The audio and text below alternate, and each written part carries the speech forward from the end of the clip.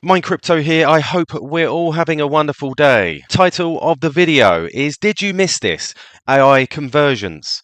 Remember, please subscribe, hit that notification bell so that you don't miss any further video. Remembering, none of this is financial advice. I'm not a financial advisor, and you should always do your own research. But as usual, first and foremost, we look at these crypto bubbles. We are up 4 ranks to 44 with a market cap of $1.23 billion, currently sitting at a price of $102 with a 24-hour volume of 20 million.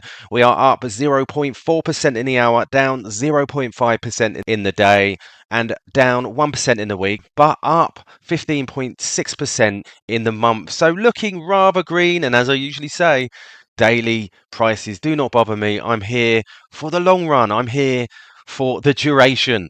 And I noticed this from Quant is the Key. This was a bit cryptic, but I think the CEO of Quant just hinted that Quant has their hands in some major AI advancements. Now, I've already posted on this in the past, and we can see here Quant is Key is quoting Gilbert Verdian. Are we coincidentally heading down this path with 01 AI?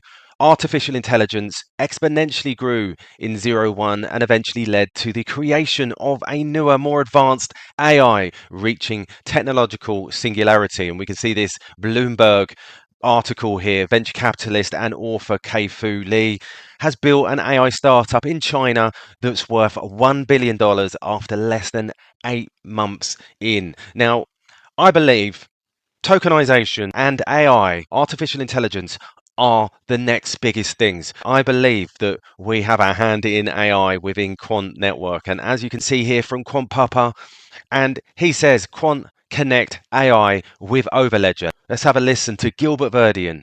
Connect AI, it was mentioned with Ocean. AI has a really good convergence with blockchain, and we can allow that across all the chains. What it's about is how do we interconnect using a secure channel to the disparate data sources to allow AI and big data to flourish. And we're quite excited with what can happen. And we've got client use cases we're already exploring in government, in aerospace, in healthcare as well, which we've got a couple of RFIs that we've been working on. QNT, and it can be used for hundreds and hundreds of use cases around AI, data. If you want to do an MDAP on payments, if you want to do an MDAP as an exchange, anything computes, if you want to create like an AWS equivalent on the Overledger network, all of this is possible. So QNT has just become that pure utility token that can be used for everything. And then scale that up to a city. So imagine you're in a city and you're in a car, and that car knows that it's you. It tells the next car that I'm carrying this passenger, I need to go because there's an emergency, and every car gets out of the way so you can get to the hospital quicker. So we're just at the beginning of where we're heading with this exciting time, because machines will be able to communicate with machines, and for everyone to communicate you need interoperability. I mean, why should a Tesla not be able to talk to a Mercedes autonomous vehicle to turn left?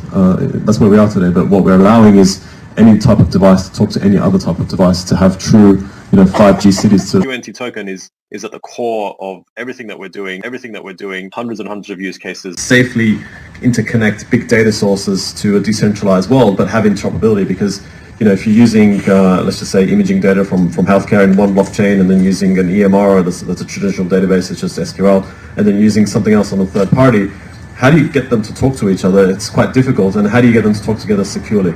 Wow, so QNT, pure utility token for everything.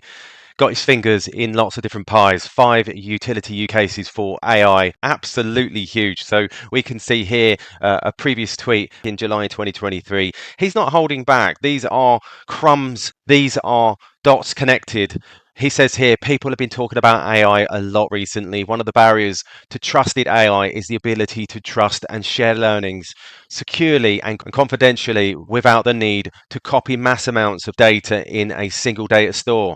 Blockchain can be used as a layer to trust, interconnect, and overlay different data stores to share the learning securely and confidentially, trusting the other party's integrity while automating governance between models, i.e. swarm learning, decentralized AI approach that unites edge computing, P2P, and coordination. And we can see here, looking forward to seeing this technology progress, bring about trusted AI. Love to hear people's thoughts on the topic who work in this space. So absolutely moving in the right direction. We can go to Gilbert Verdian's website, and he talks about convergence.